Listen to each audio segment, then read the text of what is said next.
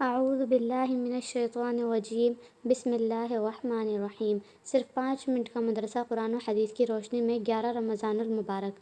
Number 1، اسلامی تاریخ۔ حضور صلی اللہ علیہ وسلم کی ولادت، خاندان اور پرورش۔ رسول اللہ صلی اللہ علیہ وسلم کی پیدائش عرب کے مشہور اور عزت دار خاندان قریش میں ماہ ربیع الاول پیر کے دن مکہ میں ہوئی۔ آپ کے والد کا نام عبداللہ تھا، جن کا انتقال آپ صلی اللہ علیہ وسلم کی پیدائش سے پہلے ہی ہو گیا تھا۔ دادا عبد المطلب نے اس در یتیم کا نام محمد رکھا۔ حضور صلی اللہ علیہ وسلم کی والدہ حضرت آمنہ قبیلہ بنو زہرہ کے سردار کی بیٹی تھی، جو عزت و شرافت میں قریش کی تمام خواتین میں باعزت سمجھی جاتی تھی۔ عرب کے دستور کے مطابق جب بھی کوئی بچہ پیدا ہوتا تھا تو اس کو دودھ پلانے کے لیے کسی دائی کے حوالے کر دیا جاتا تھا۔ اسی طرح آپ صلی اللہ علیہ وسلم کی پرورش بھی قبیلہ بنو سعد میں حضرت حلیمہ سعدیہ کے یہاں تقریباً 4 سال ہوئی۔ اس کے بعد والدہ محترمہ کے پاس مکہ واپس آ گئے۔ صرف 2 سال ہی والدہ کے سائے میں رہ پائے کہ ان کا بھی انتقال ہو گیا۔ چنانچہ آپ کی پرورش کی ذمہ داری دادا عبد المطلب نے سنبھالی۔ 2 سال ہی گزرے کہ ان کا بھی سایہ سر سے اٹھ گیا۔ اس وقت آپ صلی اللہ علیہ وسلم کی عمر تقریباً 8 سال تھی۔ پھر آپ کی دیکھ بھال اور پرورش کی ذمہ داری حقیقی چچا ابو طالب کے سر آئی۔ نمبر 2، اللہ کی قدرت، انسان کی پیدائش۔ انسان کی پیدائش میں اللہ تعالیٰ کی ایک بڑی قدرت یہ ہے کہ اس نے ایک ایسی جگہ بنائی جہاں نہ تو ہوا کا انتظام ہے نہ روشنی کا۔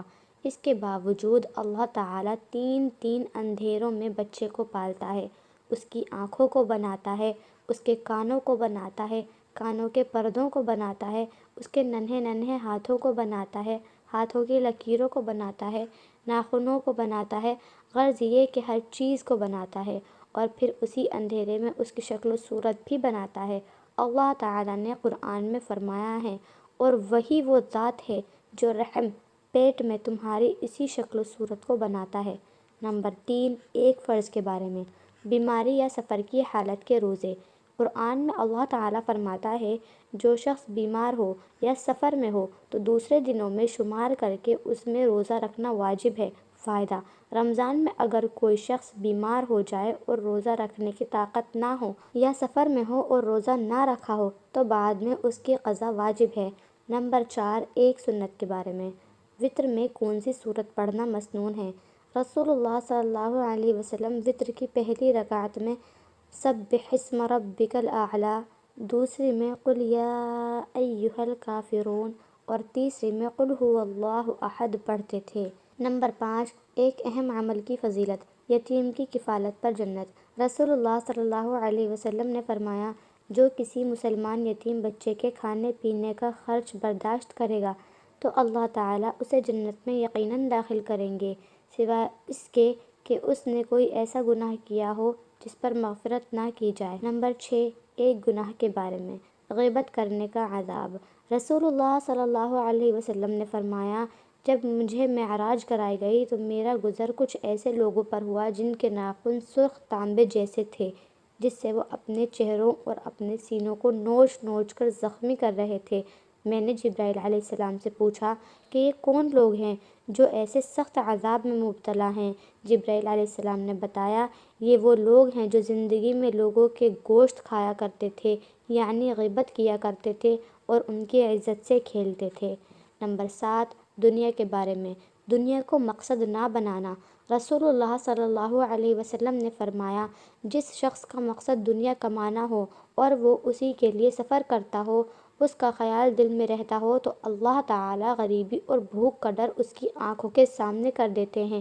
ہر وقت اس سے ڈرتا ہے کہ آمدنی تو بہت کم ہے، کیا ہوگا، کیسے گزارا ہوگا، اور اس کے اوقات کو اسی فکر میں پریشان کر دیتے ہیں اور اسے ملتا اتنا ہی ہے جتنا مقرر ہوتا ہے۔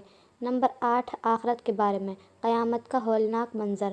قرآن میں اللہ تعالیٰ فرماتا ہے، اے لوگو، اپنے رب سے ڈرو، بے شک قیامت کا زلزلہ بڑی ہی ہولناک چیز ہے۔ جس روز تم اس زلزلے کو دیکھو گے تو یہ حال ہوگا کہ ہر دودھ پلانے والی عورت اپنے دودھ پیتے بچے کو بھول جائے گی، اور تمام حمل والی عورتیں اپنا حمل گرا دیں گی، اور تم لوگوں کو نشے کی سی حالت میں دیکھو گے، حالانکہ وہ نشے کی حالت میں نہ ہوں گے، لیکن اللہ تعالیٰ کا عذاب بڑا ہی سخت ہے۔ نمبر 9 طب نبوی سے علاج، تلبینہ سے علاج۔ حضرت عائشہ رضی اللہ تعالی عنہا بیمار کے لیے تلبینہ تیار کرنے کا حکم دیتی تھیں اور فرماتی تھیں کہ میں نے رسول اللہ صلی اللہ علیہ وسلم کو فرماتے ہوئے سنا کہ تلبینہ بیمار کے دل کو سکون پہنچاتا ہے اور رنج و غم کو دور کرتا ہے۔ فائدہ: جو کو کوٹ کر دودھ میں پکانے کے بعد مٹھاس کے لیے اس میں شہد ڈالا جاتا ہے جسے تلبینہ کہتے ہیں۔ نمبر 10 قرآن کی نصیحت۔ قرآن میں اللہ تعالیٰ فرماتا ہے اگر کسی بات پر تم میں اختلاف ہو جائے تو اللہ اور اس کے رسول کے حکم کی طرف رجوع کرو۔ اگر تم اللہ اور قیامت کے دن پر ایمان رکھتے ہو یہ طریقہ تمہارے لیے بہتر ہے اور اچھا بھی ہے۔ وما علینا الا البلاغ جزا اللہ عنا محمدا ما هو اہلہ صلی اللہ علیہ وسلم۔ السلام علیکم ورحمۃ اللہ وبرکاتہ۔